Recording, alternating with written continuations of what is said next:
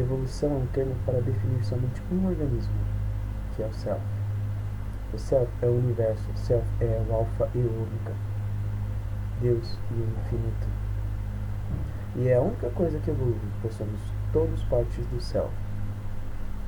Nada passa por um processo evolucionário individual sem benefício direto para o todo.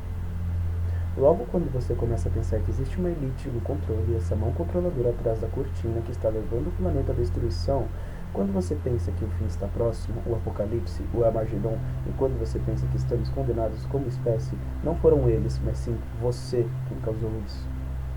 E por um motivo, um ótimo motivo, você está evoluindo. Para de culpar a tudo e a todos. Para de temer a tirania global e os desastres naturais e preste atenção, pois o mundo está lhe dizendo algo. Está lhe dizendo exatamente o que está errado e como corrigir isso.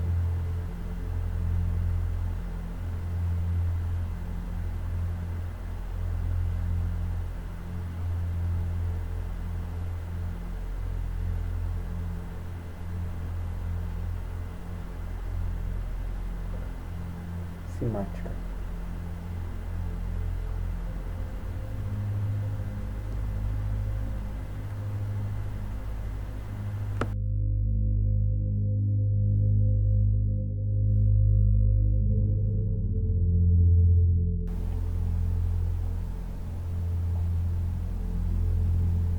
Não busque no exterior, mas volte-se para o interior, pois a verdade reside no homem interior. Santo Agostinho. Todas as grandes religiões se referiam à orientação interna em seus ensinamentos, o espírito do Cristo, o Atman, o Deus interior. Christian M. Comstock. A criação.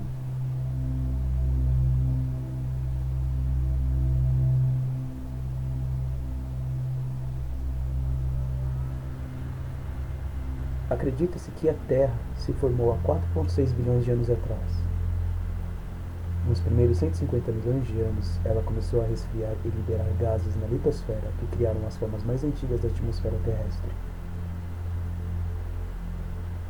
Antes da criação desta atmosfera, a radiação ultravioleta do Sol criava uma condição inabitável, mas à medida que a Terra foi se resfriando, a água se condensou na atmosfera e o oxigênio se acumulou, viabilizando compostos orgânicos. Isso produziu organismos unicelulares e depois vegetais. Através dos tempos, a corrente evolucionária foi adiante. E então chegamos a uma espécie que não parece se adequar tão bem quanto as outras. O período de gestação de 9 meses do Homo sapiens reproduz os 3,8 bilhões de anos de evolução de toda a vida na Terra. O embrião humano repete a evolução de todas as espécies. Quando o espermatozoide e o óvulo se unem, essa nova criação é um organismo unicelular. Em horas, essa célula se multiplica mais rápido que qualquer outra espécie. 4 semanas depois, o embrião começa a desenvolver guelras, como a vida aquática. E em poucas semanas, ele desenvolve pulmões e uma cauda com aparência reptiliana. Daí em diante, reconhece-se um mamífero e, em seguida, uma forma primata. E ele então completa essa lacuna, com a pele embrionária e finalmente apresenta as características de uma criança humana. O corpo humano é uma comunidade de cerca de 50 trilhões de células. Tudo o que o corpo faz, a célula também faz. Células têm sistemas respiratórios e excretores. Elas se alimentam, sentem, pensam e se comunicam com outras células. E trilhões de células formam um único organismo chamado corpo humano. E bilhões de corpos humanos ajudam a formar o organismo que chamamos de Terra. A Terra tem mais semelhança com o corpo humano do que você pode imaginar. A Terra tem sua própria geração eletromagnética igual ao corpo humano. Pesquisas revelaram que uma corrente elétrica direta flui pelas células bineurais encontradas ao redor de cada nervo no corpo. Esses caminhos são chamados de meridianos de energia e vêm sendo usados na prática de acupuntura por pelo menos 2.000 anos. Mais anterior ainda é a noção das linhas do dragão ou linhas lei, nas quais muitas estruturas megalíticas e monumentos de pedra foram erguidos, marcando os meridianos energéticos da Terra. Esses meridianos energéticos são gerados pelas frequências ressonantes da Terra, chamados de ressonâncias Schumann.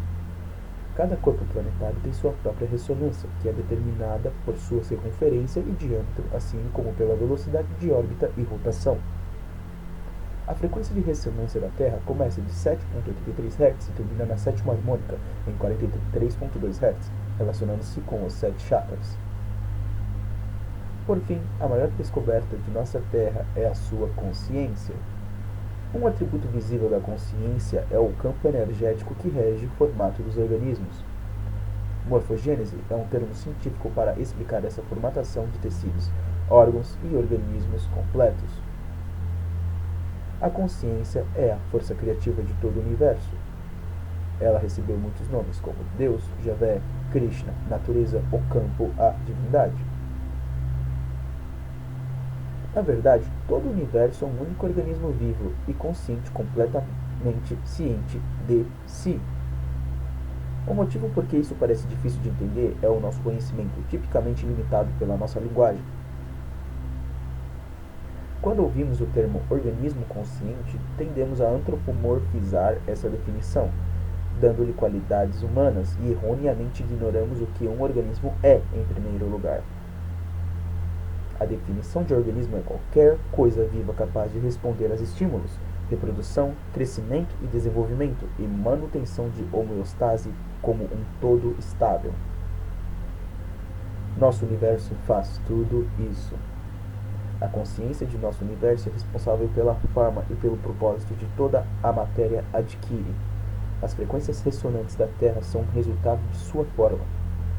Essas frequências são responsáveis por ritmos biológicos como o ciclo menstrual e o circadiano, assim como padrões emocionais e de comportamento.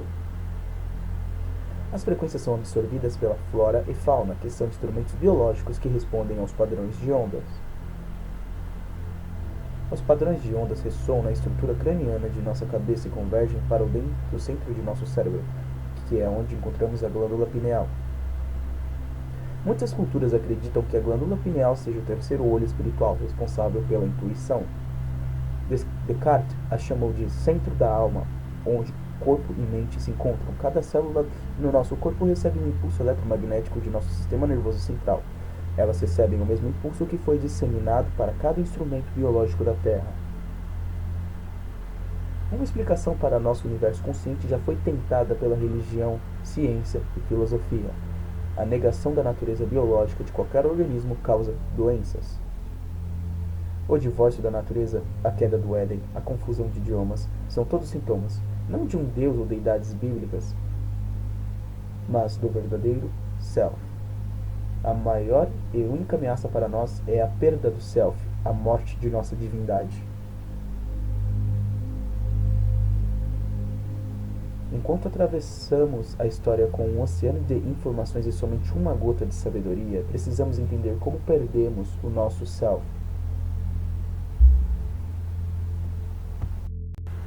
Mitos. Em textos sagrados e escrituras antigas deixadas por nossos ancestrais, encontramos uma ligação incrível entre a história da criação.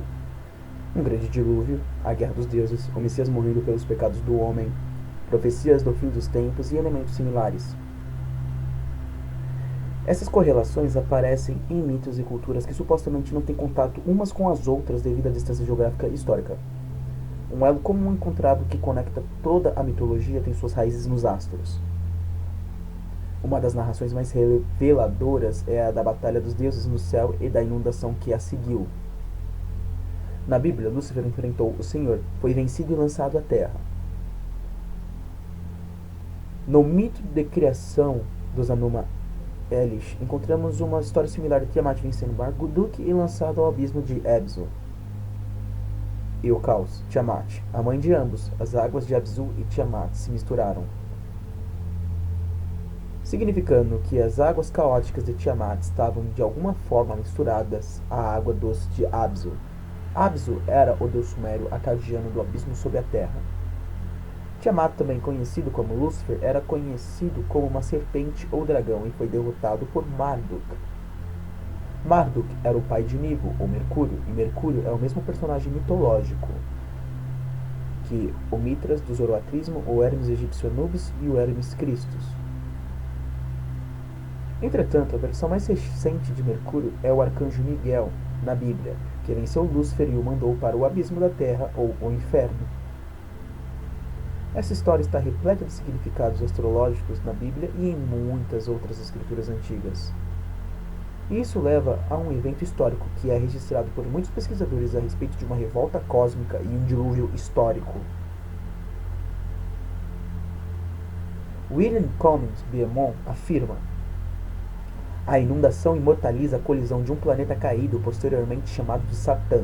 É, na verdade, um cometa com a nossa Terra. Considere o que isso revela. Ele postula que um planeta posteriormente chamado de Satã caiu na Terra, criando a inundação que vemos registrada na Bíblia e em outros mitos. Lúcifer, ou Tiamat, era um planeta conhecido nas culturas antigas como o Brilhante, o dragão das águas salgadas e caóticas. A luz do sol iluminava a água desse planeta, o que lhe dava o brilho que competia com o do próprio sol, ou seja, o que ouvimos sobre Lúcifer enfrentando o Senhor. O Senhor, nesse caso, era o Sol, que sustenta e aquece a Terra. O planeta Tiamat, ou Lúcifer, foi destruído por um evento cataclísmico que atirou o planeta aquoso ao abismo da Terra. No livro de Enoque, isso é revelado. E veja, uma estrela caiu do céu, e quando ela caiu na Terra, eu vi como a Terra foi engolida por um grande abismo. O mito dos índios Ute narra: o Sol foi partido em milhares de fragmentos que caíram na Terra, causando um incêndio geral. Então Tawats partiu antes da destruição que havia causado, e assim que ele partiu, a terra em chamas consumiu seus pés, pernas, troncos, mãos e braços. Até que por fim, engolido pelo calor, o sim do Deus irrompeu e lágrimas se converteram em uma inundação que cobriu toda a terra, apagando o fogo. O mito se parece com a tradução dos Anuma Alish, por Stephanie Dalley, em seu livro Mitos da Mesopotâmia, que explica que os olhos de Tiamat tornaram-se a fonte dos rios Tigre e Eufrates. Como escrito no livro das Revelações: e houve uma guerra no céu, e Miguel e seus anjos lutaram contra o dragão, e o dragão e seus anjos resistiram. O grande dragão foi lançado para baixo. A antiga serpente que chamamos de Diabo ou Satã, que desviou o mundo todo de seu caminho, ele foi lançado à terra. A mitologia romana de Ovid conta a história de Phaeton, que é outro nome dado ao planeta de água Lúcifer, ou Tiamat. Essa história revela que Phaeton era um filho do Sol que desejava ser o Sol por um dia. Phaeton tentou tal feito e ao final Jove, que também é conhecido como Bardot, destruiu Phaeton lançando-o contra a terra em chamas que foram apagadas por uma grande inundação de um rio nunca visto antes. O tema comum que notamos aqui é que um planeta de água salgada, o grande dragão, Lúcifer, Tiamat, Phaeton, foi derrotado e caiu na terra. E agora vive nas profundezas, conhecidas como inferno, dando-nos o resumo da história de Lúcifer levantando-se contra o Senhor e sendo derrotado e banido para reger o submundo. Porém, como sabemos, um resumo é apenas a superfície de uma história. O significado interno, o espírito do mito, vem com um entendimento mais profundo da essência de cada planeta.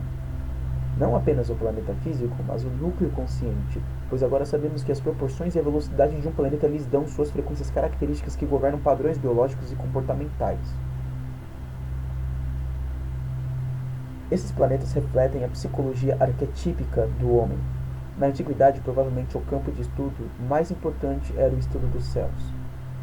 Corpos celestes e seu movimento pelo céu eram tidos como símbolo das faculdades interiores da consciência humana e de todos os organismos.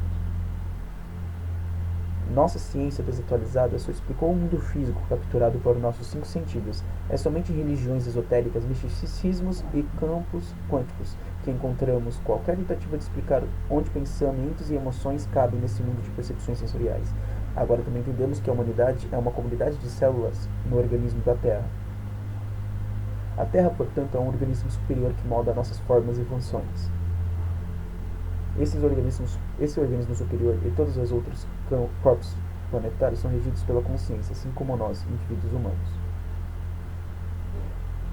Portanto, a crença newtoniana de que corpos celestes não são nada além de formas sem vida flutuando no espaço equivale à afirmação de que nós, humanos, somos apenas um composto de elementos em movimento. Sabemos que isso é falso, porque sentimos, pensamos e, mais além, vemos o resultado de nossa consciência criando o que chamamos de vida. Platão escreveu: esse mundo é realmente uma vida dotada de uma alma e de inteligência. Uma única entidade viva contém todas as outras entidades vivas que, por sua natureza, estão todas relacionadas. Além disso, o cosmos é uma única criatura viva que contém em si todas as criaturas vivas. Platão. Em um artigo de jornal, Sufi, o autor escreve: o mundo é um ser vivo espiritual. Isso era compreendido pelos filósofos antigos e pelos alquimistas que se referiam à essência espiritual do mundo, como a anima mundi, a alma do mundo.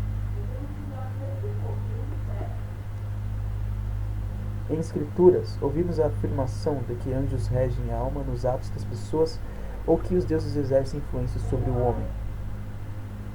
Ensinamentos espirituais e científicos mais antigos possuíam uma visão de que as hierarquias dos deuses, anjos, arcanjos, arcos, até os querubins e serafins, são as hierarquias dentro da psique humana. Desse modo, devemos compreender que, quando a maior parte dos mitos antigos e escrituras sagradas falavam de influência espiritual de um ser superior, elas estavam falando de forças arquétipicas que nos são inerentes e não uma influência de uma fonte externa. Aqui é onde começamos a ver a relevância da astrologia como uma forma antiga de ciência que ressurgiu no século XIX e XX, sob o nome de psicologia. Friedrich Nietzsche até declarou: enquanto você perceber as estrelas como algo acima de você, você não terá uma visão ampla do conhecimento.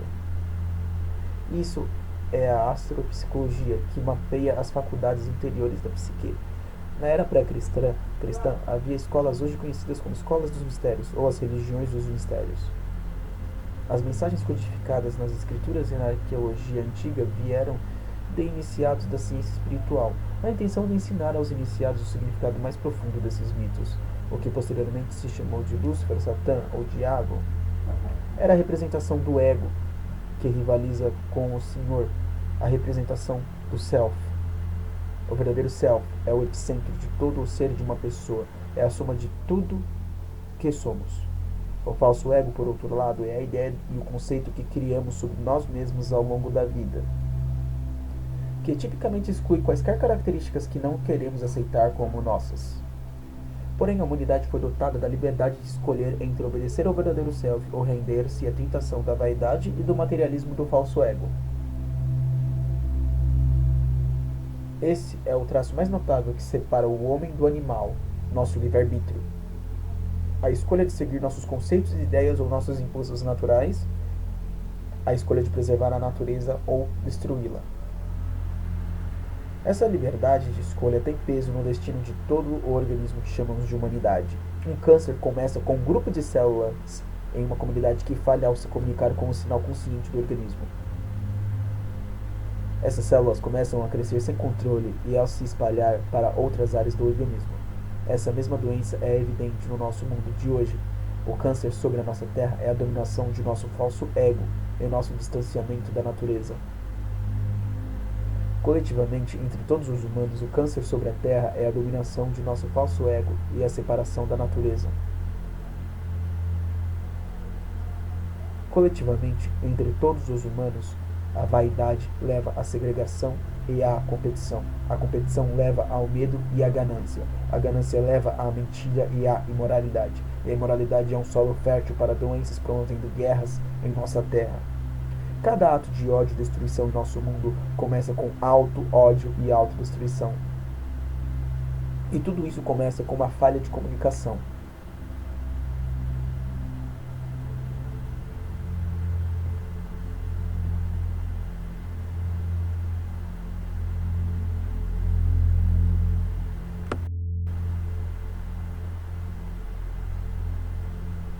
Logos.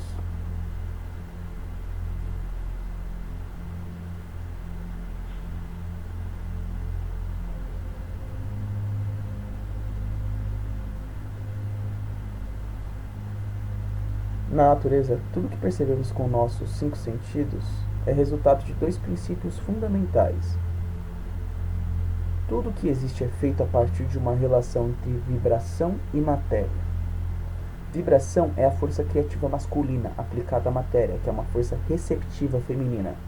Assim começa o princípio da dualidade. Vemos essa dualidade em filosofias e mitos antigos, mas essas filosofias e escrituras foram distorcidas e privadas de seu significado original, dando a impressão de que uma polaridade era boa enquanto a outra era má. Os sábios iniciados e xamãs originais ensinavam que ambas eram necessárias e uma não existiria sem a outra. Esses dois princípios importantes se unem para formar todas as coisas no universo. Isso é simática. Mesmo a linguagem, logos, a comunicação de todas e quaisquer coisas da natureza depende desse princípio. Pete Patterson, em sua obra Simática, a Ciência do Futuro, afirma que a natureza exibe exemplos da simática em tudo. Descobriu-se que esse fenômeno é uma das forças primárias que move a evolução biológica ao longo de seu caminho. Dan Winter reproduziu um experimento para provar que línguas antigas como o hebraico e o sânscrito, quando faladas, criam uma frequência vibratória que move a matéria para padrões geométricos sagrados depois de mais investigações. Hebraico, sânscrito, aramaico e o árabe. E outros dialetos mais antigos têm raízes mais antigas em uma aparente linguagem gaélica e possivelmente uma origem ainda mais ancestral em A Ciência do Mantra de Swami Murugan. Ele afirma que quando uma pessoa entoa uma certa palavra em sânscrito enquanto a chama está acesa, a intensidade e a cor da chama mudam devido à frequência que a palavra emitiria. Demonstrou-se que essa mesma ciência pode reduzir e elevar a pressão sanguínea. Em suas próprias palavras, certos sons podem afetar nossa circulação e sistema nervoso. Qualquer mudança que essas vibrações causem em si, estendem a mente de uma pessoa e também a atmosfera circundante, causando calor ou frio. Tudo isso pode ser conhecido e demonstrado através da prática. O conhecimento redescoberto da ciência do som mostra que o som é algo além de meros sinais vibratórios.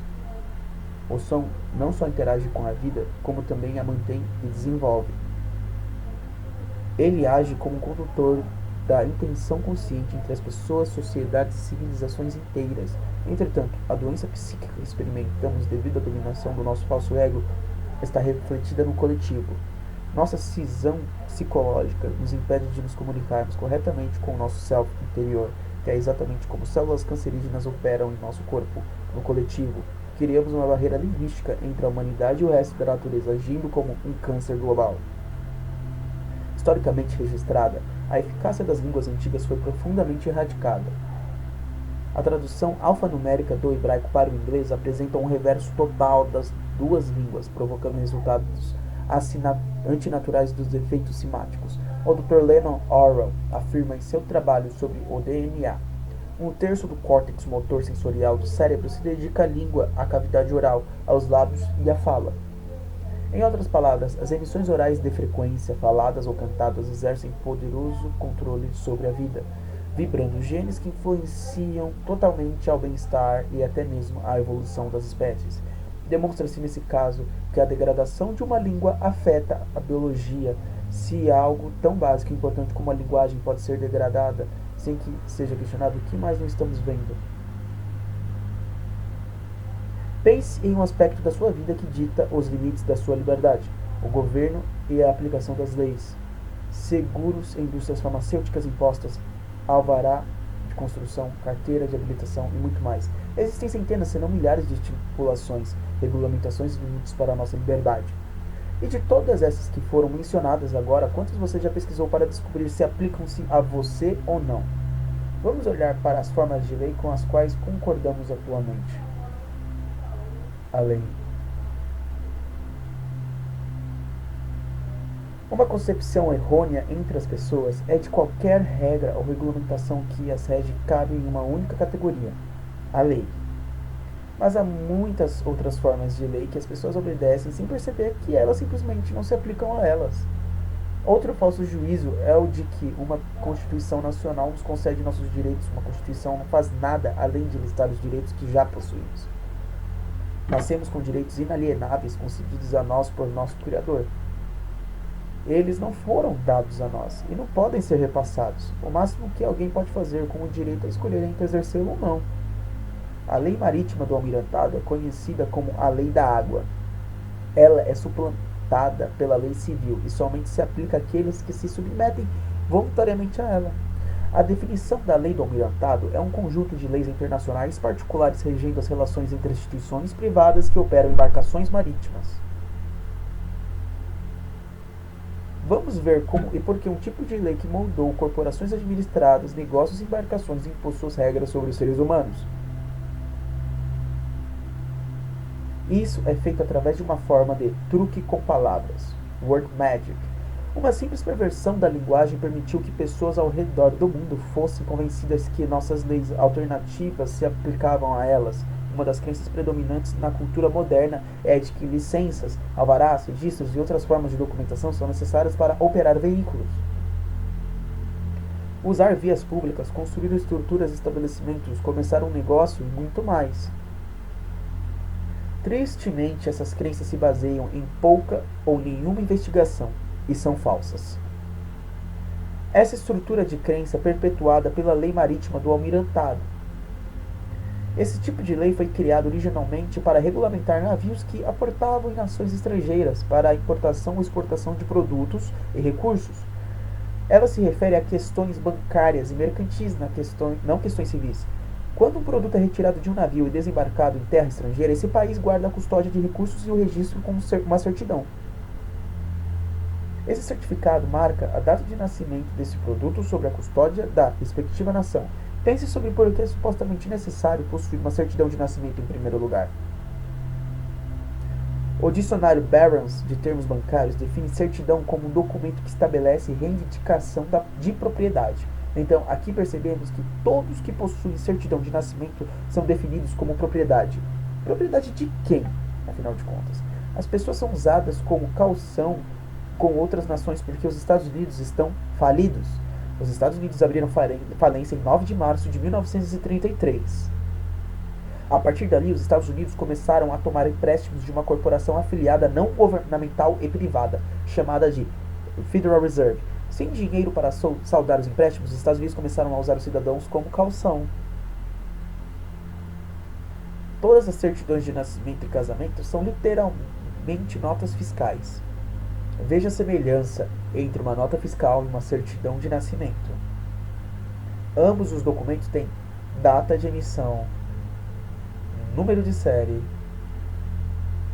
número de registro ou de recibo, uma descrição do produto e um informante autorizado para notificar a agência governamental apropriada. Com todas essas informações prontamente disponíveis, a maioria das pessoas desconhece seu envolvimento com a lei marítima do almirantado. Isso é possível através da manipulação da linguagem. Essa lei do almirantado altera o significado da palavra pessoa de uma pessoa natural e viva para uma corporação. Carteiras de motorista, registros de veículos, formulários de seguro, alvarás de construção, licenças para porte de armas, carteiras de trabalho, comprovantes de impostos, certidões de nascimento e óbito, multas de trânsito e muitas outras formas de documentação que já foram tidas como absolutamente necessárias. Só se aplicavam a pessoas ou corporações. Ao assinar tal documento legal, você está indiretamente abdicando de seus direitos sob a Constituição e reduzindo seu status a de uma corporação que é criada com um nome igual ao seu. O único modo de dissociar seu nome verdadeiro do nome de corporação é perceber que a corporação tem seu nome registrado somente em maiúscula. Isso é conhecido como captis diminuti capitalis. Você pode observar que sua carteira de motorista, certidão de nascimento, cartão de previdência, cartões de seguros e outros usam somente maiúsculas para representar legalmente a corporação que possui seu nome, e não você. A corporação é conhecida como pessoa artificial, enquanto você, ser humano, é conhecido como pessoa natural. Esse engodo vai ainda mais longe quando se trata dos tribunais ao que comparamos ao ir ao tribunal. Você perceberá que há assentos para as testemunhas atrás de uma cerca. O réu deve atravessar da entrada até o outro lado da barreira onde o querelante e o juiz se assentam. Esse ato simboliza o embarque em um navio. A partir daí, os negócios podem ser conduzidos dentro da lei marítima do almirantado. O juiz, atuando como capitão ou banqueiro, é responsável por estabelecer o equilíbrio entre os dois lados. É por isso que sempre há um valor monetário envolvido em qualquer caso jurídico. O capitão está lidando simplesmente com disputas bancárias e mercantis. Uma vez que o saldo é quitado, o caso é encerrado. Para desviar o caso da lei do almirantado, na qual seus direitos não são protegidos, você deve evitar concordar em representar a pessoa artificial. Isso é feito declarando que você é uma pessoa natural. Você não tem um nome ou sobrenome, pois isso implica um título corporativo. Em um caso de tribunal, você pode declarar que a corte está legalmente ciente de sua condição ao prestar o juramento. Todo juiz deve prestar um juramento para praticar o direito. Entretanto, você deve esclarecer para o corte e para o júri que o juiz está agindo como juiz e não banqueiro. Lembre-se que você é um ser humano natural da Terra. Você não é governado por nada além da sua consciência. Leis são criadas dentro de uma sociedade. A sociedade que criou as leis que vemos sendo aplicadas hoje é chamada de sociedade legal. E a parte mais bonita de toda essa enganação é o fato de que você não é parte da sociedade legal. Logo, suas leis não se aplicam a você. Juízes, advogados e oficiais que aplicam a lei, todos são parte de uma sociedade. Nessa sociedade, eles criaram sua própria linguagem, que é enganosamente parecida com o inglês. Eles têm essas coisinhas chamadas de estatutos, atos e regulamentações que parecem leis, mas elas só se aplicam àqueles dentro dessa sociedade. Isso significa basicamente que todas as infrações de trânsito, restrições de idade, tudo mais, exceto danos a terceiros ou a propriedades deles, não se aplicam de fato à pessoa natural. As leis só se aplicam à sociedade legal. O jogo que jogamos é uma ilusão. Você pode simplesmente escolher abrir os olhos e reivindicar a liberdade com que você nasceu, restrita por nada senão os limites de sua imaginação. Esses são alguns exemplos de como garantir que seus direitos sejam protegidos. De longe, a linha de defesa mais importante contra esse engodo é estar ciente da perversão da linguagem e estar absolutamente ciente de como você forma suas crenças e conceitos. Na religião e na política, as crenças e convicções das pessoas são quase sempre adquiridas de segunda mão, sem investigação de autoridades que não examinaram a questão a fundo, mas sim as tomaram em segunda mão, de outros que não as examinaram, cujas opiniões sobre elas não valem sequer um tostão. Mark Twain. Em todas as formas de perversão da linguagem, há um reflexo espelhado delas no microcosmo da psique.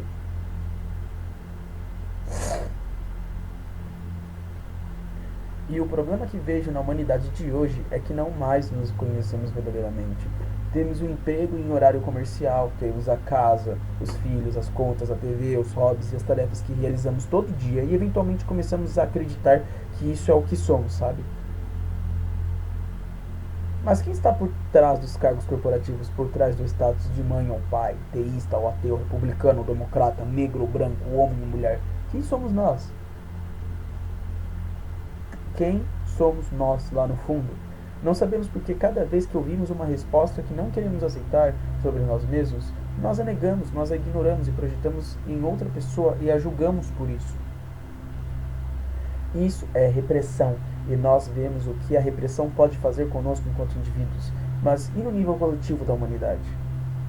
O que acontece quando o mundo inteiro se recusa a ver o que somos verdadeiramente por dentro?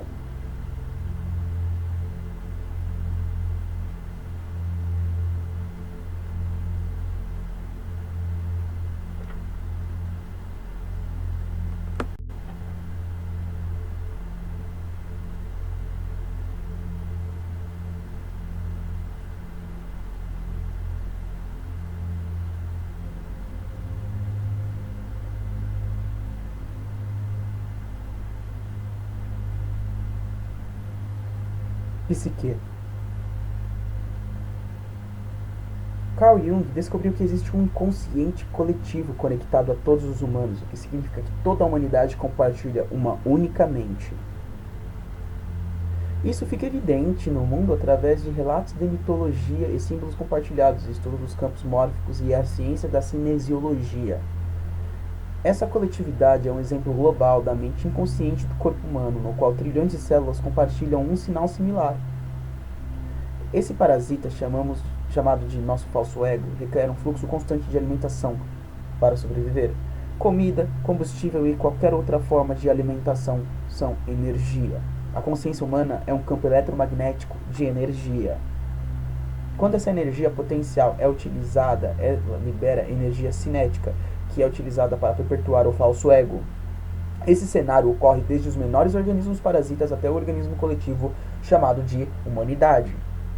Um parasita libera substância que fazem o hospedeiro precisar do alimento que o parasita precisa para sobreviver. Enquanto o hospedeiro não souber, vai continuar alimentando o parasita e passando fome.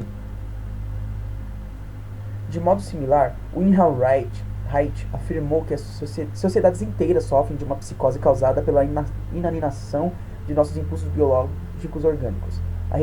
Ele afirma que a repressão sexual apoia o poder da igreja, a qual enraizou profundamente nas massas exploradas através da ansiedade sexual e da culpa.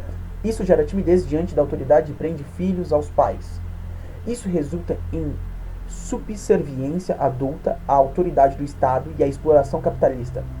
Isso paralisa o poder crítico das massas oprimidas porque consome a maior parte de sua energia biológica. Finalmente, isso paralisa o desenvolvimento resoluto das forças criativas e torna impossível alcançar todas as aspirações de liberdade humana. Deste modo, o sistema econômico vigente, no qual um único indivíduo pode facilmente controlar massas inteiras, torna-se enraizado nas estruturas psíquicas dos próprios oprimidos. Wilhelm Reich. O que Reich estava demonstrando nessa citação poderosa era que, em um nível coletivo, a supressão de uma função natural, seja biológica, espiritual ou emocional, resultará em uma reação anormal, uma doença psíquica. Esse mal ou doença se reflete nas massas através do inconsciente coletivo e age como uma epidemia. A humanidade está infestada com a incapacidade de ser livre, o que significa que as pessoas e as massas não são capazes de governar a si próprios no nível psíquico, e isso se manifesta no macrocosmos, como governo e poderes religiosos organizados, abrindo assim nosso trono nacional e individual, para qualquer um e qualquer coisa.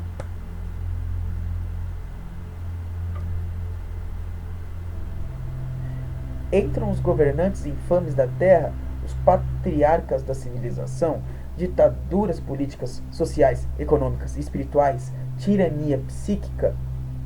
Esta simples doença em nossa psique, essa falta de responsabilidade e negação da liberdade básica humana, abriu caminho para cada tirano que já exerceu poder sobre as pessoas nesse planeta. A humanidade está presa no ciclo do medo, da apatia e do ódio. Esses instintos humanos que guiam sistemas políticos, hierárquicos e burocracias que frequentemente limitam o desejo básico humano de busca da felicidade. Uma sociedade cuja base é o medo, a apatia e o ódio cria um sistema que fundamentalmente afeta a felicidade do indivíduo. Ela reprime o desenvolvimento individual e mantém um padrão comportamental cíclico de superioridade e inferioridade, e uma sociedade de classes baseadas em ideias falsas. Mark Zimmerman. Mas esses tiranos opressores que são demonizados pelas massas não são diferentes de nós. Na verdade, eles são um só conosco. No livro O Profeta de Khalil Gibran, ele afirma poeticamente: digo-lhes que assim como o santo e o justo não se elevam acima do mais alto que há em cada um de vocês, também o iníquo e o fraco não podem descer abaixo do que há de vocês mais rasteiro em vocês. Cada um de nós tem a capacidade de cometer o mais horrível dos pecados ou demonstrar a mais bela compaixão por nossos semelhantes. Essa é a mais verdadeira definição da doença que há na psique e alma do homem. Pois lutamos não contra aqueles de carne e osso, mas sim contra principados, contra poderes, contra líderes das trevas desse mundo, contra a maldade espiritual nos altos postos. Efésios, capítulo 6, versículo 12. Pense em qualquer posição de poder que você acredite estar acima de você. Famílias reais, líderes governamentais, as Nações Unidas, organizações financeiras, monopólios corporativos e gigantes da mídia. Essas são todas facetas de nosso falso ego. Elas são o advento físico de nossa própria doença. Elas exigem nossa participação consciente, nossa energia consciente para sobreviver, porque sem nossa cooperação, sem que forneçamos o alimento da cumplicidade, elas passam fome. A natureza deles depende de nosso desejo de sermos governados. E um sintoma típico da doença da humanidade de hoje é a negação contínua da nossa doença. Repressão. Nós reprimimos consistentemente as qualidades que escolhemos não aceitar em nós mesmos. Por isso é tão difícil enxergar o falso ego e suas múltiplas manifestações como realmente são. Uma nação pode sobreviver a seus tolos e mesmo aos ambiciosos, mas não resiste à traição de seus filhos. Marcos Túlio Cícero. Essa é exatamente a natureza do falso ego. Ela age como um chamariz que nos distrai da liberdade que temos de fato. Para esse parasita psíquico sobreviver, ele deve nos suprir com uma substância que nos tornará dependentes dele. Faz a humanidade ansiar por proteção e defesa.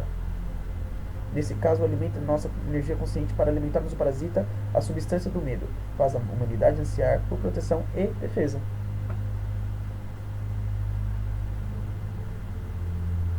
As funções corporais para a sobrevivência podem ser divididas em duas funções básicas para qualquer organismo sobreviver. Você deve ser capaz de crescer, manter-se, cuidar de sua estrutura biológica, mas também deve ser capaz de se proteger, pois se você está apenas crescendo, mas não pode se proteger, você irá... Logo, a sobrevivência envolve um equilíbrio entre o crescimento e proteção. Através da história da civilização e da evolução humana, reconhecemos que nossa natureza é estar em estado de crescimento, que nossa proteção só deve ser causada para nos ajudar a escapar de um momento ameaçador.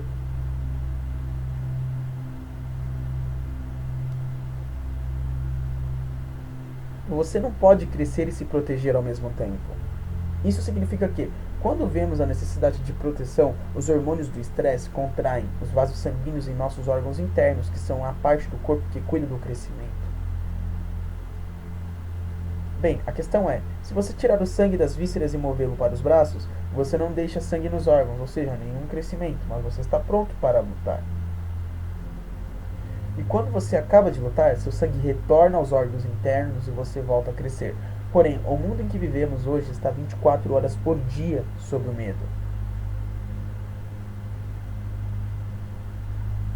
Assim, temos um fluxo constante desse hormônio do estresse no nosso corpo. Ele está circulando o tempo todo, nos preparando para correr, lutar ou fugir a qualquer momento. Estamos prontos, porque estamos a postos. Bem, o problema é, o que isso tem a ver com a sua alocação de energia? Acontece que estamos gastando a maior parte da nossa energia com proteção. Você não pode sobreviver se está se protegendo o tempo todo.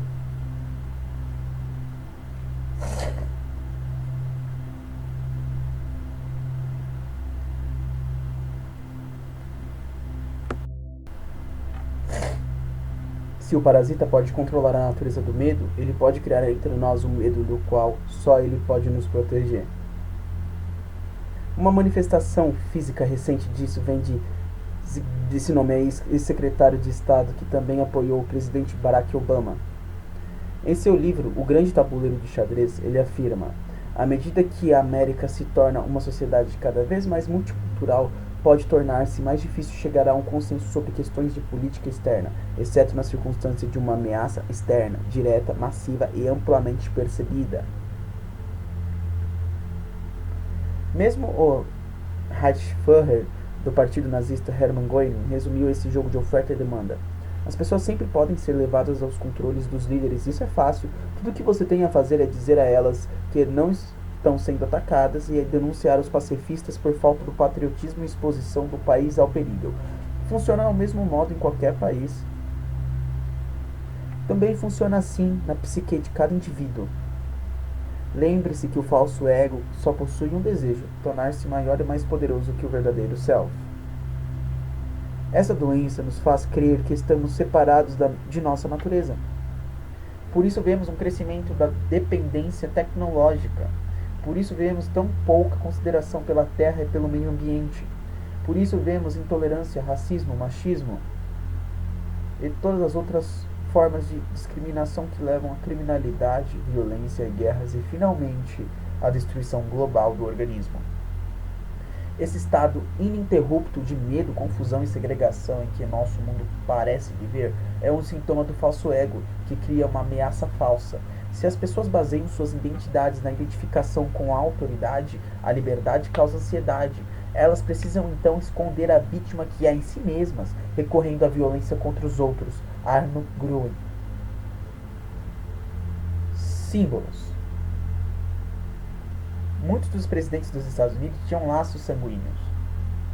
A linhagem Bush tem ligações familiares com um grande número de ex-presidentes. George Washington, Millard Fillmore, Franklin Pierce, Abraham Lincoln, Ulysses Grant, Rutherford Hayes, James Garfield, Grover Cleveland.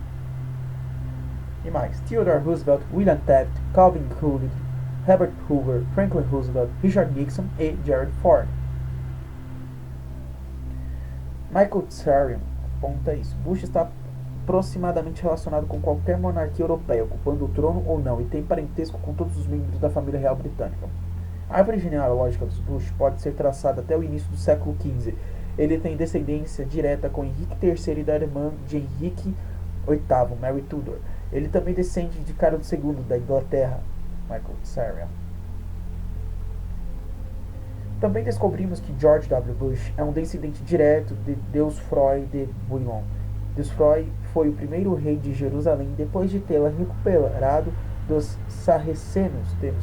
Termo causar. É interessante notar que a ocupação atual dos Estados Unidos no Oriente Médio foi restabelecida pela mesma família.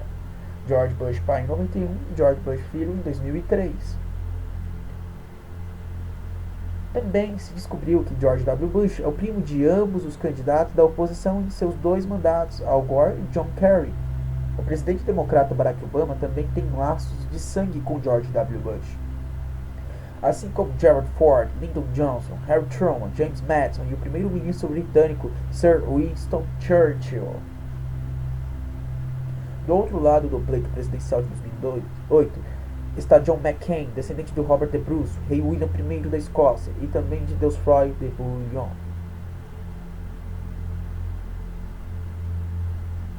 E provavelmente uma das facetas mais interessantes das relações familiares é o fato de que toda a família real britânica descende do profeta muçulmano Maomé através dos reis árabes da Sibila. Essa linhagem passou pelos reis de Portugal, Castela e finalmente até o rei Eduardo IV. Essa é uma história bem diferente da que você ouve a mídia propagando todo dia. Essa ideia de superioridade linear, ela é completamente ridicularizada de acordo com a autoridade mais eminente da linhagem aristocrática, o Burgh's Peerage. Isso serve para mostrar que existe uma história verdadeira e uma ilusão fabricada, a máscara, que é oferecida ao público.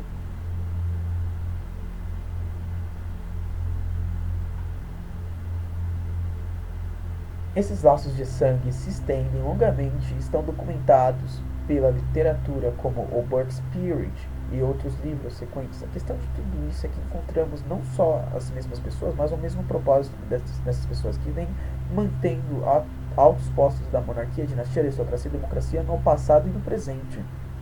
Todos eles estão relacionados por um vínculo físico e simbólico. Essa linhagem carrega o símbolo de nossa doença,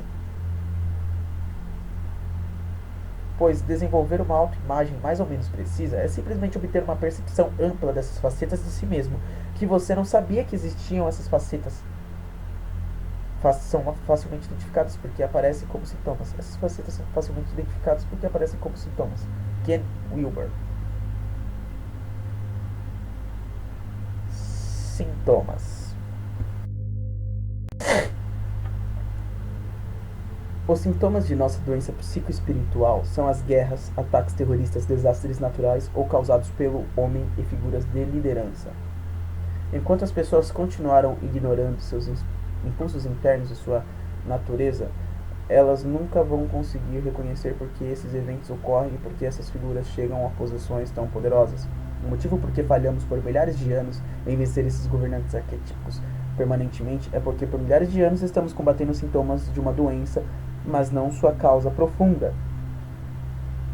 Pois para cada governo corrupto que cai pelas mãos de um povo revolucionário e oprimido, outros 2 sempre surgirão em seu lugar. A causa original de um governo corrupto não está no indivíduo que controla aquele governo. Ela está na psique de cada indivíduo.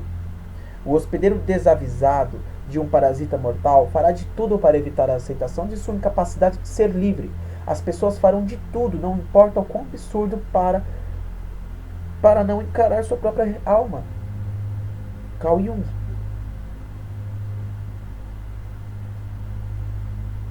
Estamos tão privados de sanidade nesse mundo que os poucos que simplesmente param de se projetar nos outros e começam a encarar seus próprios demônios são vistos como neuróticos. Um artigo escrito nos anos 50 dizia que estudos comprovavam que indivíduos que haviam sido isolados de seu ambiente familiar, social e cultural se tornavam neuróticos. Isso mostra que quando aqueles indivíduos não tinham um objeto com o qual identificar suas emoções mais obscuras, eles começavam a ver as coisas em si mesmos, que eles se recusavam a reconhecer até então e não sabiam por que elas pareciam e como lidar com elas. Encarar nosso verdadeiro self, eu, é algo virtualmente desconhecido. É por isso que não importa quantas civilizações ascendam e caiam, é a nossa consciência coletiva que cria nosso aparelho governamental, não indivíduos. A definição de insanidade é fazer a mesma coisa continuamente e esperar resultados diferentes. Albert Einstein. E depois de incontáveis tentativas, você deve imaginar que as pessoas perceberiam que uma retaliação física pode não ser a solução. E mesmo assim, aqui estamos. Milhares de anos depois, com a tecnologia que podem clonar o DNA, veículos que podem quebrar a barreira do som, investigar os confins do universo, e uma ciência que pode superar qualquer doença, mas ainda incapaz de perceber a importância dos pensamentos e da consciência. Essa é a verdadeira definição de insanidade. E cada um de nós é responsável por essa epidemia psíquica, pois estamos matando o mensageiro sem prestar atenção à mensagem.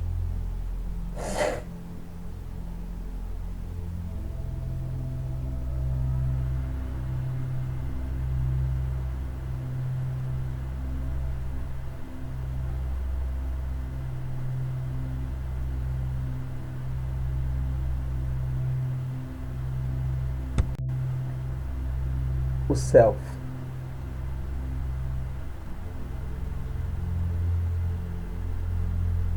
Nos anos 90, 3 cientistas premiados com o Nobel de Medicina realizaram pesquisa avançada que revelou que a função primária do DNA não é a síntese proteica, como se acreditou largamente no século passado, mas sim a recepção e transmissão de energia eletromagnética.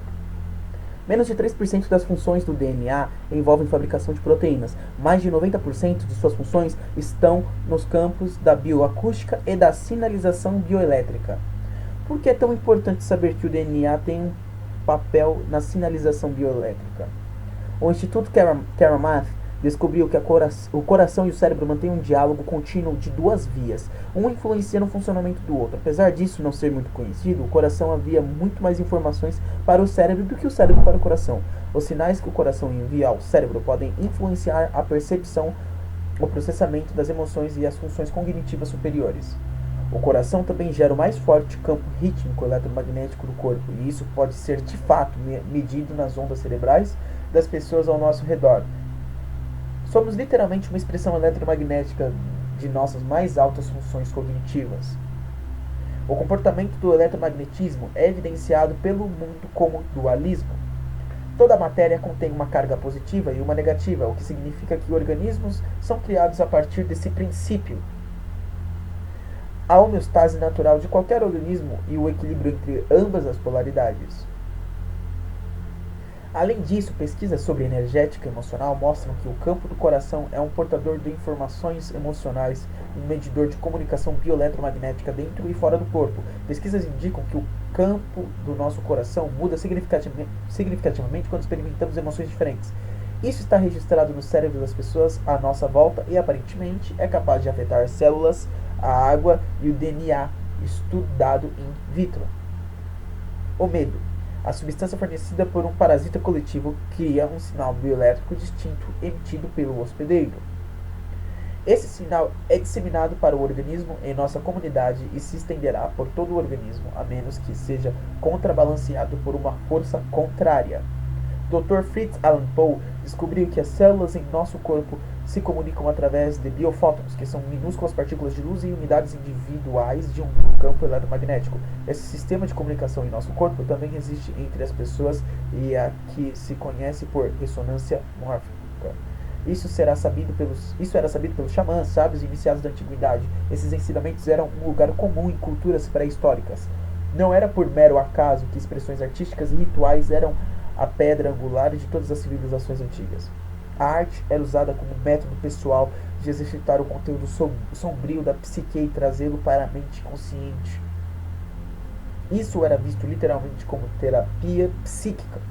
Os rituais se baseavam em datas astrológicas. Como já vimos, o estudo dos astros reflete nossa própria astropsicologia. Os xamãs realizavam rituais em datas astrológicas que se relacionavam com o ritmo circadiano ou ciclo psicológico. Esses rituais mantinham os humanos participantes conscientes de seu self interior e evitavam a repressão de conteúdo psicológico. Enquanto as pessoas encaravam seus demônios inferiores e os aceitavam como seus, elas não o projetavam coletivamente no mundo físico. Se você exprimir o que há dentro de você, aquilo que você expõe vai salvá-lo. Se você não exprime o que há dentro de si, o que você não expõe vai destruí-lo. O Cristo diagnóstico do Mar Morto. A progenia de nossa doença psicológica começou a crescer rapidamente depois que uma série de catástrofes forçou o coletivo a um estado estático de luta ou fuga. Isso reduziu a imunidade da população, introduzindo um estado de imenso estresse. Desse modo, a humanidade adoeceu quando continentes inteiros foram engolidos pelas águas da inundação. Isso separou muitas tribos, líderes e civilizações de seus lares e suas práticas rituais, que eram usados como canal de bem-estar psíquico, foram postas de lado para sobreviver à catástrofe e buscar novos lares. Os xamãs se espalharam por muitas novas áreas do mundo e essa informação se perdeu. Fizeram-nos acreditar que civilizações avançadas como o Egito Antigo e os Maias da América Central surgiram sem nenhum vestígio rudimentar prévio ou evidência de desenvolvimento de artefatos intelectuais. Fizeram-nos acreditar que seus conhecimentos inacreditáveis de matemática, astrologia, agricultura, economia, política e arquitetura vieram do nada. Isso leva muitas pesquisas atuais a entender que as origens dessas civilizações foi omitida. Não é surpreendente que a força que levou à supressão desse conhecimento tenha vindo exatamente da mesma linhagem sanguínea de líderes políticos e religiosos citados previamente. Essas são algumas das famosas queimas de livros e desaparecimento de textos importantes em nossa história.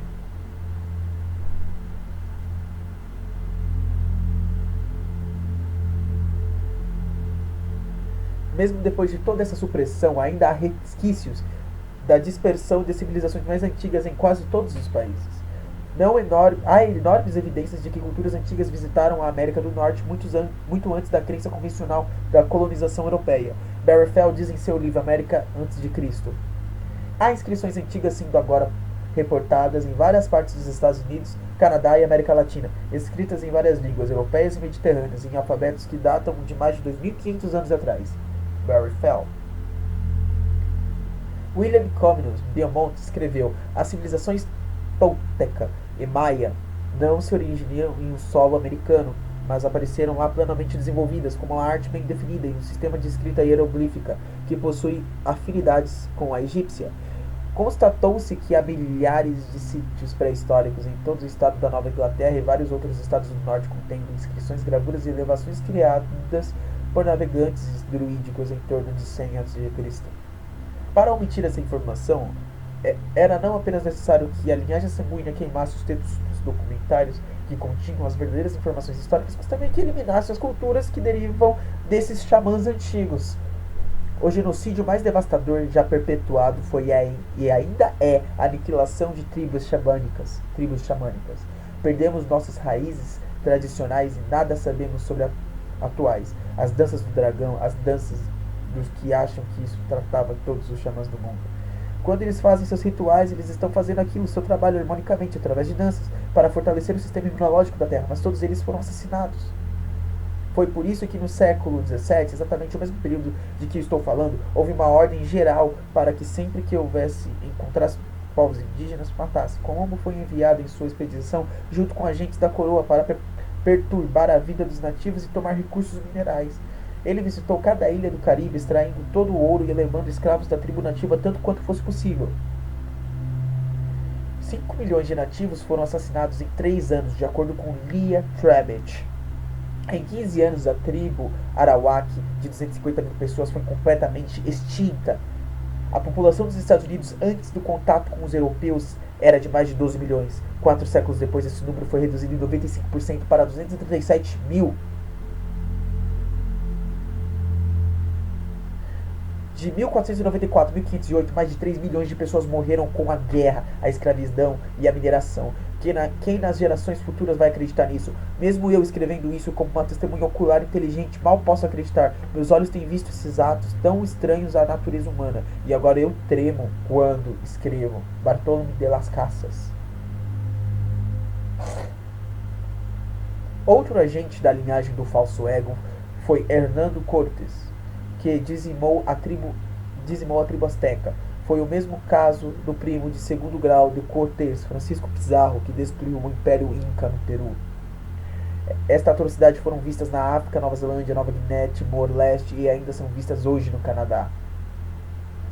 Isso foi uma tentativa intencional de enterrar qualquer sobrevivente remanescente do mundo antigo de nossa verdadeira natureza. É um erro ingênuo, contudo, categorizar e culpar tudo e todos os envolvidos, como a política ou a religião, por essa supressão de conhecimento. É apenas natural que as pessoas busquem compreensão espiritual quando faltam tantas conexões fabricadas e há perversões nos textos espirituais de hoje.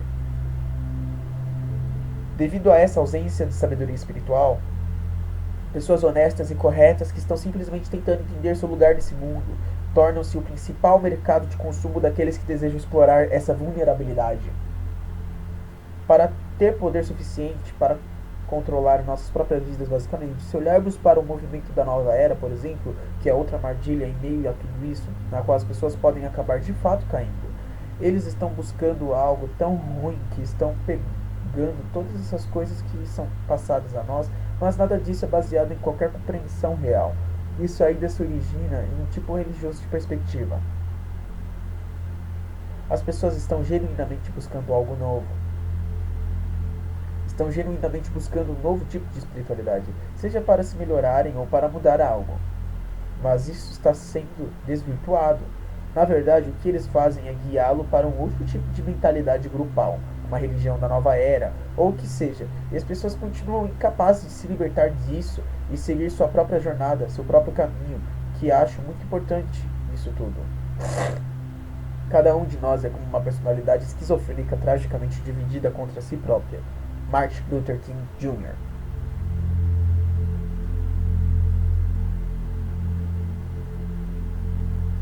Na era pré-cristã, houve cultos de poder inacreditáveis com destaque para os cultos estelar, solar, saturnino, lunar e do cogumelo. É fácil entender que os adoradores do deus lunar seguiam o culto lunar. E a adoração dos deuses solares indicava cultos solares. O culto saturnino, adotado pelos fenícios e cananitas, adorava El ou Eli. O êxodo bíblico dos hebreus que saíram do Egito mostra que eles chegaram a Canaã e fugiram ou fundaram o culto solar de Ra e o culto saturnino de El para tornar Israel. O culto e a mitologia dos antigos israelitas e a adoração de Javé, as lendas patriarcais, passagem pelo Egito e assim por diante estão enraizados na religião do fungo sagrado desenvolvido a partir da filosofia básica da fertilidade do Oriente Próximo Antigo, de Marco Alegro. A mitra judia, os turbantes muçulmanos e as caps militares são derivados dos símbolos de culto do cogumelo. Entretanto, um dos primeiros e mais proeminentes cultos foi o culto estelar. Apesar de muitos desses cultos antigos terem sido criados com fins xamânicos e de cuidado com a terra, alguns foram utilizados com um propósito diferente. Como você deve imaginar, em qualquer estrutura de poder, cultos menores se formaram dentro dos cultos principais para adorar deidades individuais. O culto do Amitra e o culto de Dionísio são dois exemplos. Mesmo hoje você pode ver o gorro mitraico ou frígio, ou símbolo do dólar, das forças armadas de muitos países do lado reverso da bandeira do Paraguai, no selo do Senado americano e mesmo no feriado do culto solar que hoje chamamos de Natal. No culto a Dionísio eram celebrados muitos festivais, como a Grande Dionísia, a celebração de Atenas, próximo do equinócio da primavera. O evento mais importante desse festival era o concurso de Tainela, no qual poetas, músicos e artistas se apresentavam em um teatro ao ar livre. Músicos não precisavam pagar impostos e mesmo da associação dos artistas não precisavam se envolver em assuntos militares. O culto a Dionísio ainda vive nos dias de hoje na forma da indústria do entretenimento. A Igreja Cristã é uma enciclopédia de cultos pré-históricos. Friedrich Nietzsche. O Velho Testamento conta a história de como tudo foi se unindo. As dinastias da elite desses cultos ainda agem através de seus descendentes do mundo de hoje. São extremamente poderosos. John Maxwell. Esses cultos ainda existem em muitas posições de poder de todo o mundo civilizado. Entretanto, a função mais importante desses grupos é produzir o consentimento e a cumplicidade das pessoas. A mente consciente e a mente criativa é aquela que tem a sua identidade pessoal nela. Ela é quem realmente pensa. E a mente subconsciente, bem, não há uma entidade nela. A mente subconsciente é como uma toca-fitas. Ela gera um comportamento em um toque de botão, ela toca esse comportamento. É algo muito conveniente, pois não temos de ficar repreendendo o tempo todo. Uma vez que você sabe algo, você pode criar algo. O problema é que os padrões básicos de crença e comportamento que estão programados na mente subconsciente vieram de nossos professores, principalmente de nossos pais, familiares e da comunidade. Logo, a maioria das pessoas mal consegue entender o quanto somos facilmente influenciados. Cada pessoa que encontramos, cada situação que enfrentamos, cada palavra que é dita na televisão.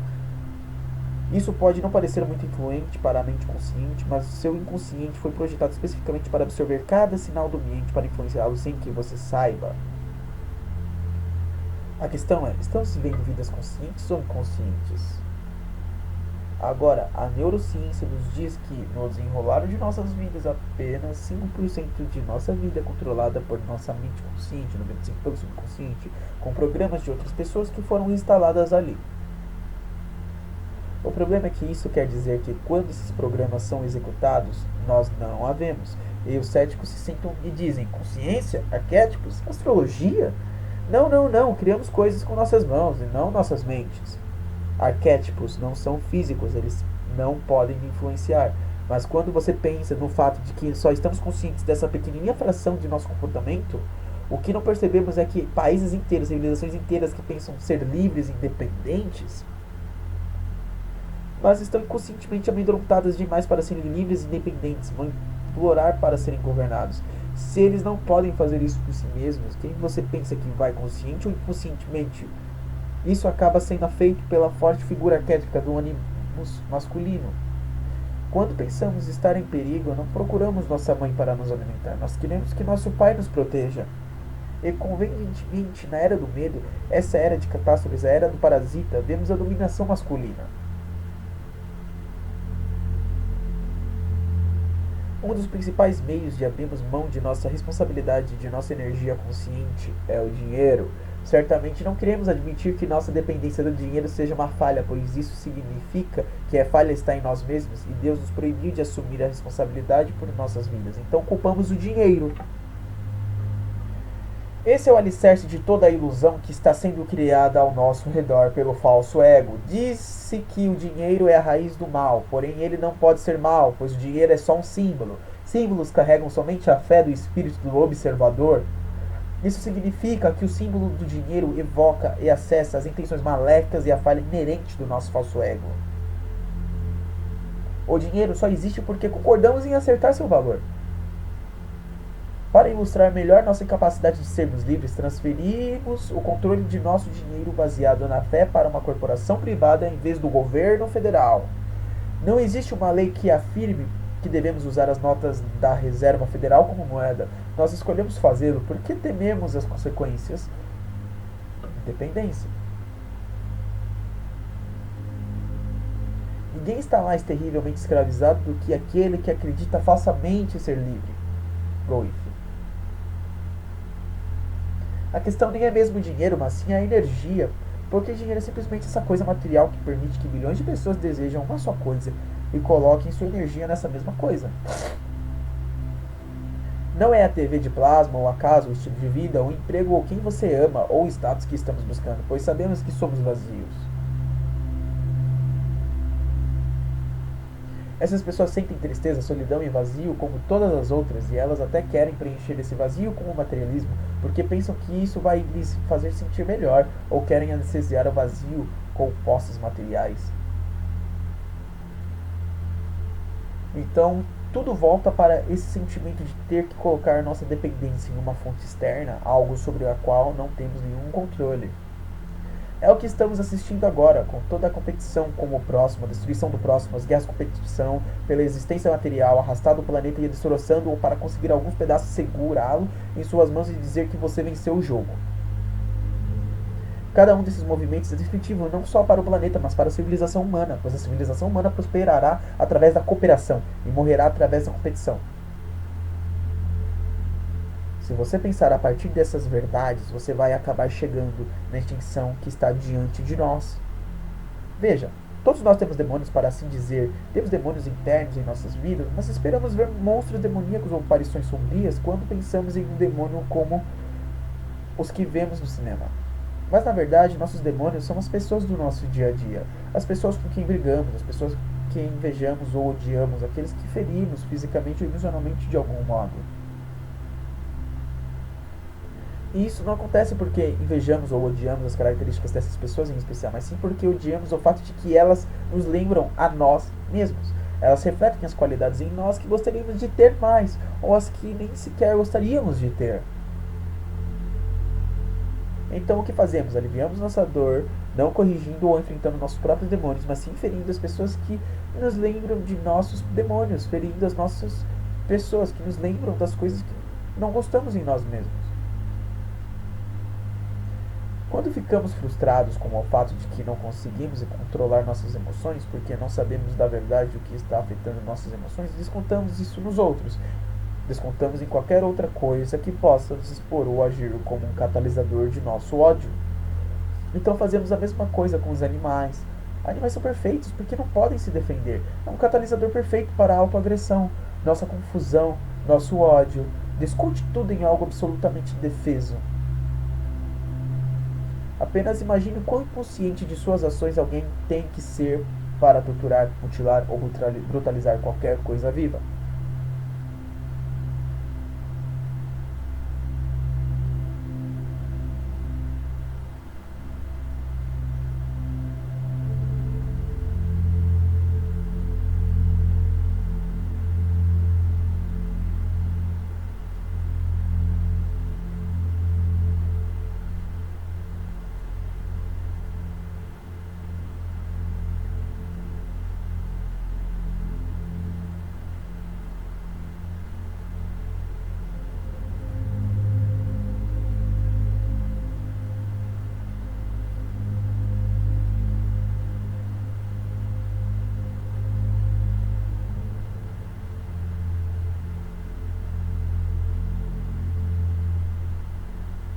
Pense na falta de compaixão que você deve sentir em relação à vida de modo geral para não sentir nenhuma semelhança ou solidariedade em relação a populações inteiras, que dirá apenas de indivíduos ou animais. Populações inteiras de espécies que são criadas especificamente com o propósito de serem uma mercadoria. Mas vou lhes dizer o que é ainda mais perigoso. Não é tanto o fato de pessoas realizando essa crueldade, pois ela já está estabelecida. Essa forma de ódio e crueldade já está estabelecida e é conhecida. O que me preocupa mais são as pessoas que são contra a desumanidade, as pessoas que são contra a crueldade animal e se sentem corretas o suficiente para pensar que é justificável causar mal ou mesmo desejar o mal a essas outras pessoas. Essas são as pessoas que levam um comportamento de crueldade inconsciente a um novo nível de crueldade inconsciente que lhes parece perfeitamente aceitável. Eles acreditam que é seu trabalho fazer justiça contra essas pessoas, como se elas fossem algum tipo de figura de autoridade. Essas são as pessoas que vão sofrer muito mais para entender por que guardam tanto ódio e ressentimento interior. Elas não parecem perceber que essa é uma outra manifestação do mesmo ódio. Então, o que podemos fazer para encarar nossos demônios interiores de forma consistente? Quando começamos a perceber, espera um minuto, talvez não seja certo causar mal às outras criaturas vivas. Aí o ego precisa criar uma forma mais esotérica de crueldade para nos iludir a demonstrar a mesma forma de autoaversão, a mesma atitude indigna indignada apenas de outro modo em relação a outro grupo de pessoas. Mas o vazio encontrará um jeito de voltar às pessoas e as pessoas começarão a se sentir inquietas novamente. Não importa quantas vezes elas transfiram a culpa para outra pessoa ou para outro grupo. Precisamos do caos em nossas vidas. Buscamos a destruição. Imploramos por catástrofes, pois se não tivermos coisas para que sejam uma forma de exorcismo ou catalisador para nós, começamos a perceber essas coisas em nós mesmos. E isso é o que não queremos. Veja, nós podemos lidar com a guerra, com o terrorismo, podemos lidar com a quebra do mercado de ações, da economia. Nós conseguimos lidar com essas coisas. Mas uma vez que começamos a perceber o caos dentro de nós, isso é o que realmente tememos. Preferimos 1 milhão de 11 de setembro a um momento de percepção verdadeira do nosso auto-ódio. Estamos efetivamente destruindo a nós mesmos através de uma violência disfarçada de amor. Há muitas dores na vida e talvez a única dor que pode ser evitada é a dor que vem da tentativa de evitar a dor. R.D. Laing. E você sabe que a parte mais interessante de tudo isso é que nós encontramos coisas todos os dias. A cada dia em que nós aceitamos de braços abertos ou rejeitamos violentamente, a parte interessante não é realmente o que estamos aceitando ou rejeitando, mas sim o que há dentro de nós que nos faz sentir inclinados a uma certa coisa ou avessos a outra. Há esse comportamento dual fundamental de força ou fraqueza muscular, atração ou repulsa. E o interessante disso é que quando você percebe que a consciência, o entendimento, essa essência intangível que anima toda a matéria, transformando-a no que vemos ao nosso redor como vida, é lá que você vai encontrar a origem desse comportamento de duelo. Isso foi explicado como a inspiração e a expiração de Brahma, a contração e a expansão de Ahriman e Lúcifer em um contexto antroposófico. As qualidades ativas e passivas da eletricidade, as qualidades masculinas e femininas, yin e yang, a existência e o nada. Todas são meios de explicar o mesmo processo de comportamento que começa com o entendimento, com a consciência. Se você se desfizer de todas as imagens e conceitos de sua mente, desses dizeres na sua cabeça, só tentar sentir a diferença entre as duas polaridades, você começará a perceber todos os cenários e possibilidades que estão ocorrendo no mundo, todos vindo dessa origem comum. Você vai encontrar 1 milhão de pessoas lhe dizendo porque a Bíblia é supostamente a palavra de Deus e que você deve segui-la. Mas você vai ver outro 1 milhão de pessoas afirmando que ela é uma forma de controle mental e que não se deve seguir. Todos vão lhes dizer, preste atenção a isso, cuidado com aquilo, essas informações são boas, essas informações são ruins. E eu preciso perguntar, o que torna alguém uma figura com autoridade suficiente para dizer que algo está certo ou errado? E por que você está aceitando ou recusando algo baseado na influência de outra pessoa? Por que você mesmo não está tomando uma decisão? Informações são informações. Não existe algo como boas ou más informações. O que existe é o que você faz com elas. Estou dizendo, deixe que tudo seja a sua Bíblia. Receba todas as informações. Perceba pessoas, eventos, cenários e situações com uma mente honesta e aberta. Pois a responsabilidade de reagir a tudo do modo que você escolhe é sua. Não seguir o rebanho, não seguir a convenção, a responsabilidade é sua. Esse é o momento em que você, não importa quantas pessoas lhe digam que você está certo ou errado, você não depende da aprovação delas. Se nós ao menos questionarmos nossos atos, questionarmos nosso modo de pensar e tomarmos uma decisão consciente em relação ao que consideramos certo todos os dias, isso é o que eu acredito que seja a divindade. Isso é o verdadeiro xamanismo. Isso, para mim, é verdadeiramente a sensação de estar vivo.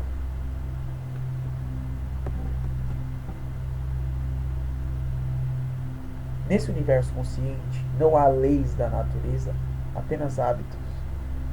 Não há nada externo ao universo que lhes imponha leis. A ilusão de uma lei da natureza estática é somente o resultado de não haver a necessidade de que esse hábito seja quebrado. Quando hábitos precisam ser quebrados para garantir a sobrevivência do organismo, vemos esse evento na natureza e o chamamos de evolução. A mente coletiva molda a nossa evolução e um grande exemplo disso é o experimento realizado por John Carratt em 1988. Sua equipe colocou células intolerantes à lactose em um ambiente em que só havia lactose como ambiente. De acordo com a lei da natureza, cada uma dessas células intolerantes deveria ter morrido. Surpreendentemente, todas sobreviveram. Cada uma delas entendeu o problema que estavam enfrentando e substituíram as enzimas lactase defeituosa por uma funcional para utilizar a lactose como alimento. Se uma célula tem a habilidade de decidir como e quando evoluir, por que está diante da extinção? Tudo mais pode fazê-lo. As crenças existentes são de que o corpo humano é uma máquina bioquímica controlada por genes.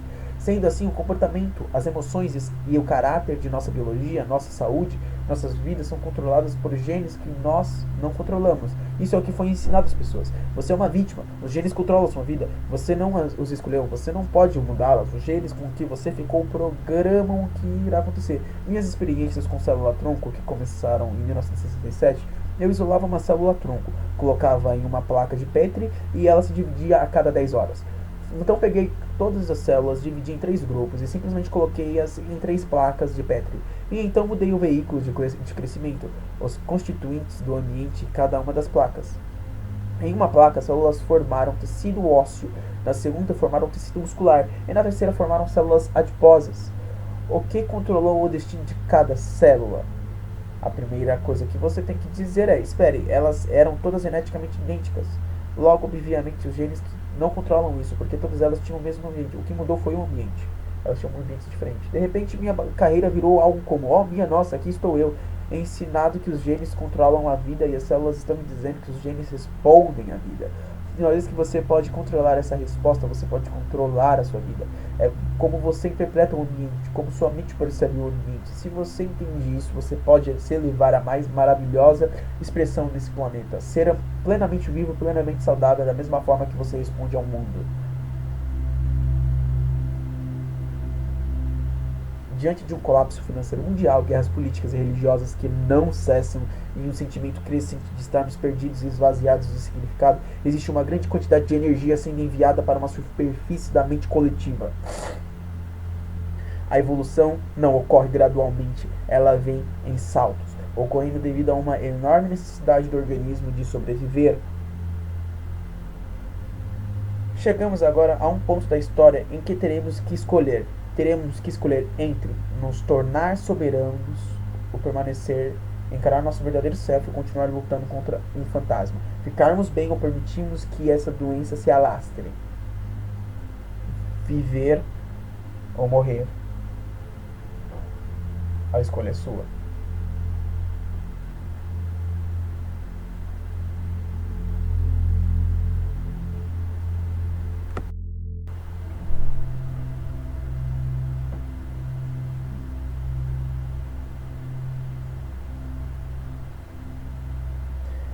Nosso cérebro enxerga holograficamente através de informações matemáticas que são enviadas e captadas pelos 5 sentidos.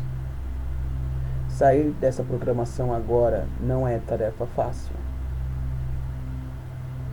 Levamos bilhões de anos para sermos do jeito que somos e não é de uma hora para outra que vamos mudar radicalmente essa programação. Ela está entranhada em nosso DNA. Precisamos desprogramá-la para tal. Como? Conhecimento. Grande conhecimento. Aprofunde nas pesquisas. Empenhe-se. O conhecimento liberta, mas é a ação que realiza. É necessário transformar a informação e o conhecimento, depois transformar o conhecimento em sabedoria. Toda a verdade passa por 3 estágios. O primeiro, ela é ridicularizada. No segundo, é rejeitada com violência. No terceiro, é aceita como evidente por si própria. Schopenhauer. É importante que saiba. Todo o áudio do vídeo foi remasterizado para a frequência harmônica de 432 Hz, incluindo as músicas, ou seja, está afinado com o universo. Ou seja, eu não vou conseguir fazer isso para vocês, pessoal, porque esse vídeo aqui merece o crédito de um canal que está logo nos comentários. Esse canal me inspirou para um caramba. E assim, eu fiz algumas alterações para que os direitos autorais do YouTube não barrem, sabe? Porque ele já colocou sobre códigos de leis, que é pela liberdade de expressão, foi aprovada pelo governo, mas tem os direitos autorais do YouTube também. Mas fica minha gratidão por esse canal.